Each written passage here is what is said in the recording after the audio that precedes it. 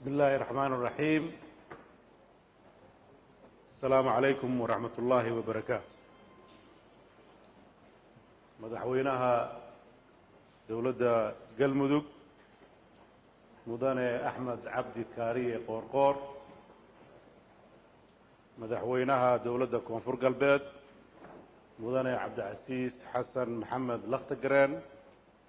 مدحوينها دولة جبلان أحمد محمد إسلان، مدحوينها دولة هيرشابيل مدن محمد عبد واري، قدوميها برلمانكا قلمدق iyo ku-xigeenadiisa madaxweyne ku-xigeenka dowladda galmudug, guddoomiyaha baarlamaanka iyo ku-xigeenadiisa, wufuudda golayaasha kala duwan ee labada gole ee aqalka sare iyo aqalka hoose ee dowladda federaalka ah, wufuudda la socotay madaxweynayaasha ee heerarka kala duwan leh, bulshada rayidka ah, dhammaan ka soo qaybgalayaasha iyo magaalada dhuusamareeb madaxdeeda,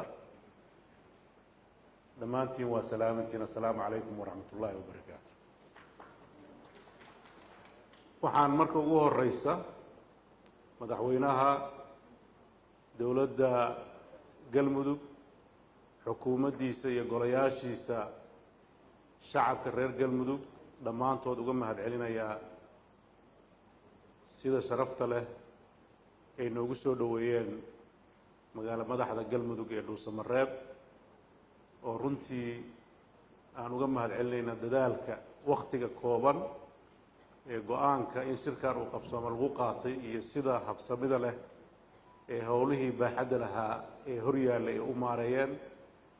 waxaan leeyahay madaxweyne, adiga iyo xukuumaddaada iyo golayaashaada iyo shacabka reer galmudugba aad baad u mahadsantihiin. sidoo kale waxaan u mahadcelinayaa madaxweynayaasha dowladaha xubnaha ka ah dowladda federaalka ah iyo wufuuddii la socday in ay ajiibaan kulankan iyo gogoshaan, sidoo kaleetana wakhtigii loogu talagalay shirka ay ku yimaadaan iyaga oo howlo badan ay hor yaaleen, kana horumariyey oo hortabinta ka siiyey hawshaan maanta galmudug loo fadhiyo oo ku soo beegantay xilli ku habboon. xaqiiqda waxaa ka warramay madaxweynaha macnaha shirkan uu ku fadhiyo, ulajeedadiisa ugu weynna uu yahay in wadatashi ay sameeyaan dowladaha xubnaha ka ah sida dastuurka uu farayo, iyaga oo ka tashanaya sidii ay kaalin uga qaadan lahaayeen waajibka guud ee ka saaran horumarka iyo dib u dhiska dalka Soomaaliya. ninna kama qarsoona marxaladihii la soo maray, qof walbana wuu la socdaa marxaladda maanta aan marayno. waxaan ilaahay subxaanahu wa tacaala ugu mahadnaqaynaa meesha dadka Soomaaliyeed maanta ay gaareen. waxaa daliil u ah dhismihii iyo wakhtigii la soo baxshay iyo horumarkii dowladnimo ee dadka Soomaaliyeed ee muddada uu maalgelinayay. waxaa daliil ugu filan shirka maanta aan fadhino, maamuuska iyo sharafta iyo sida loo hagay ayaa waxay ku filan tahay dadka Soomaaliyeed inay diyaar u yihiin, bisayl fiican ay u qabaan inay dalkooda maamushaan, kuna filan yihiin.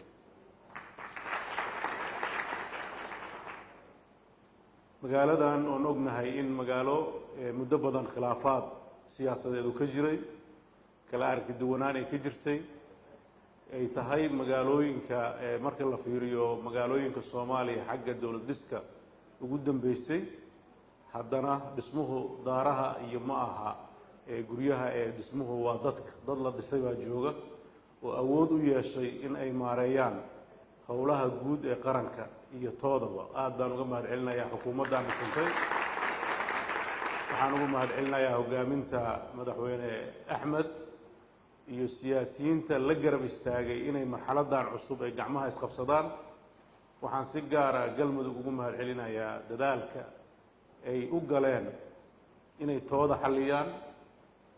dariskooda oo Puntland ay wada hadal iyo wada xaajood la galaan, gogashii qarankana ay dhigaan. intaasba waxay muujinaysaa in ay yihiin dad u taagan inay qayb ka qaataan horumarka dalka ee maanta la tiigsanayo.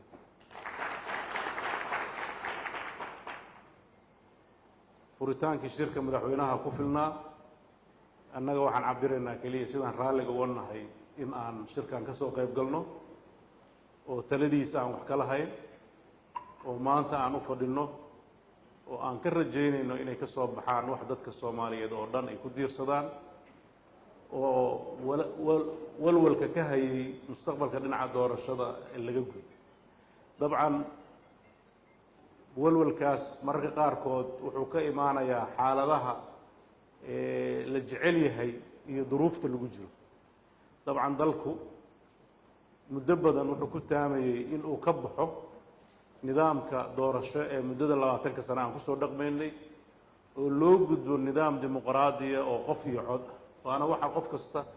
oo Soomaaliya uu tiigsanayo laakiin waxa la rabaa markii tiigsigaas waqtigu soo dhawaado ay u muuqato in la xaqiijin waayo talaa la rabaa in la isugu noqdo oo hadda wixii markaa laga badin waayo la qaato si meeshii la joogay aan dib looga dhicin nidaamka doorashooyinka kale ee qof iyo codka ahayn naftarkeedu waa tan maanta halkaana soo gaarsiisay oo 20 sano aan ku soo dhaqmaynay wixii wanaagsanaa ama adduunku uu yaqaan ma aha laakiin waa waxna la eg oo marxaladaha aan uga gudbayno oo aan hadda aan ku jirno waxaan u baahannahay marka dadka oo Soomaaliyeed oo dhan madax iyo shacabba inay mar walba ay qiraan duruufta la marayo oo xalka munaasabka ku ah ay isla rogrogaan oo meesha dadka u badan yahay gacmaha la isku qabsado dabcan waxa laga shaqeynaa waa siyaasad kala aragti duwanaan baa imaanaysa waxaa imaanaya masaalix kaleeto oo dee arrimo siyaasiya ka dhalan kara laakiin waxaas oo dhan waxaa ka weyn maslaxadda dalka midnimadiisa horumarkiisa nidaamka federaaliga aan qabsannay waa nidaamka maanta kalifay inaan dhuusamareeb ku shirno dowladaha kobcaya ee xubnaha ka ah dowladda federaalku waa masaalix iyo adeeg u soo kordhay bulshada Soomaaliyeed meel kasta joogto magaaladan waxaan ku nool oo maanta wada jooga dadkii Soomaaliyeed qofi kama maqna magaalo kasta oo Soomaaliyeedna sidaas ay u diyaar garoobaysaa inay Soomaalidu oo dhan ay ku wada noolaadaan ka ganacsadaan martigeliso gacmaha la isku qabsado nidaamka federaaliga ma aha wax dadka kala geynaya nidaamka federaaligu ma aha wax dadka aan horumarkiisa wada jir loo qabsanayn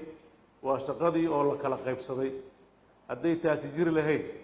maanta markaan Axmed Qoorqoor halka ugu nimaano hadda gacantaan ku dhigi lahayn oo shaqadaan la qabsan lahayn waxaan quruxda badan ma soo baxeen waayo wixii la isla wada maamulo foolxuma ka soo baxda marka waxaan rajaynayaa kala qaybsanaanta dowladaha ee dowladda federaalka iyo dowladaha xubnaha ka ah waa wax iskabaya waa shaqooyin ay la isu qabanayo ugu dambeynna loogu adeegayo bulshada Soomaaliyeed oo horumarkeeda iyo mustaqbalkeeda iyo aayaheeda wax loogu qabanayo waxaan ku faraxsanahay kaftankaba aan ku dareen meeshii federaalka lugta laga heli jiraa maanta fadhinaa marka waa horumar weyn oo la gaaray taasi waxay daliil u tahay dalka Soomaaliya 30 sano inuu gadaal ka tuuray annaguna waa aqbalnay waana ku taageeraynaa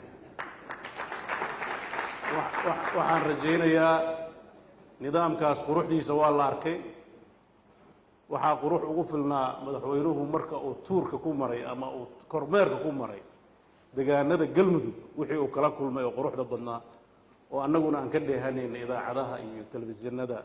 wanaag badan dad u heelan dadkooda ogol dad israba dadka haddaan loo tegin waa la isaga warramaya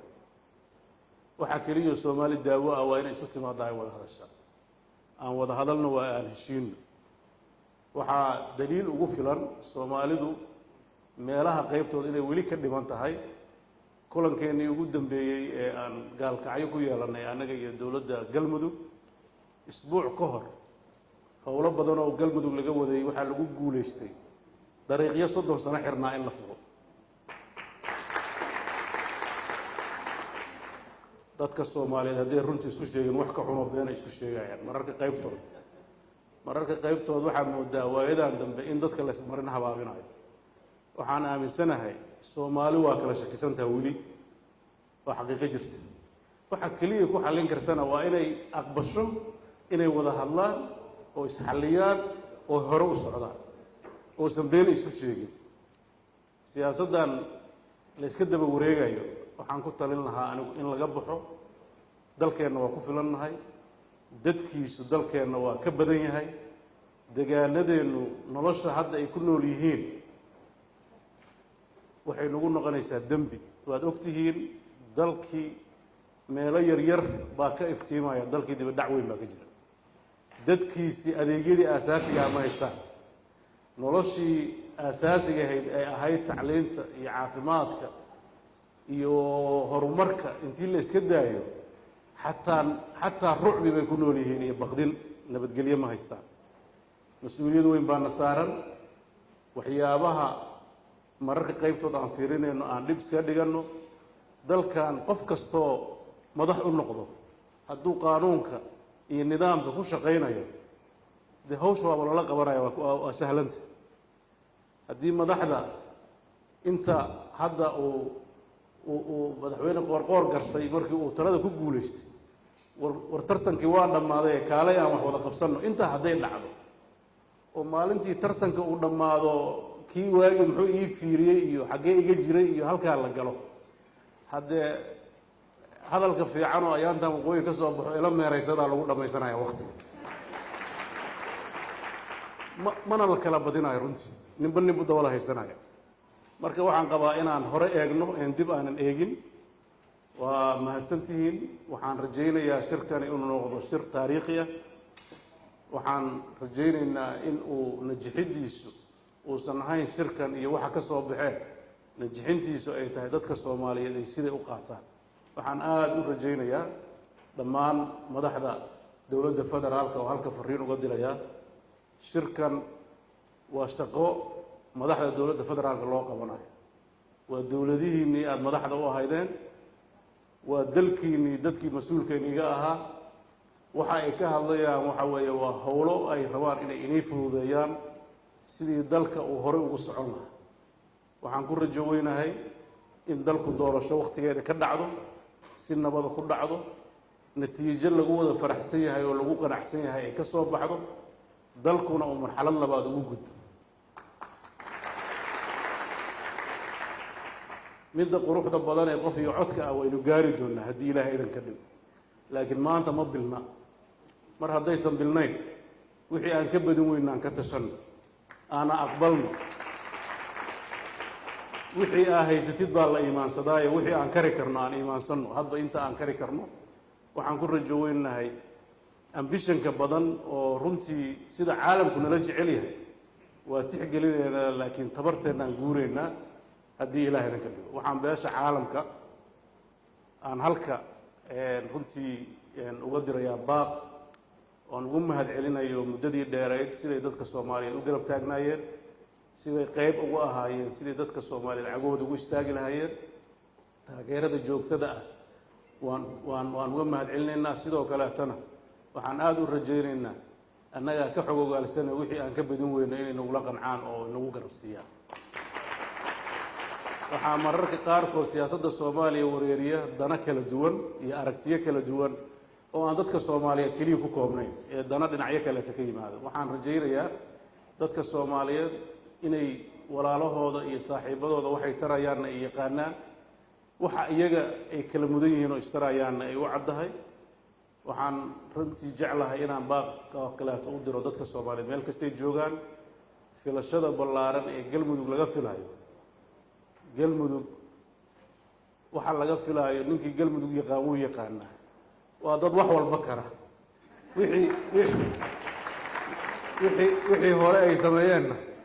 wax fiicanna waa karaan hadda waana ka sugaynaa insha allah aad baan ugu kalsoonahay kartida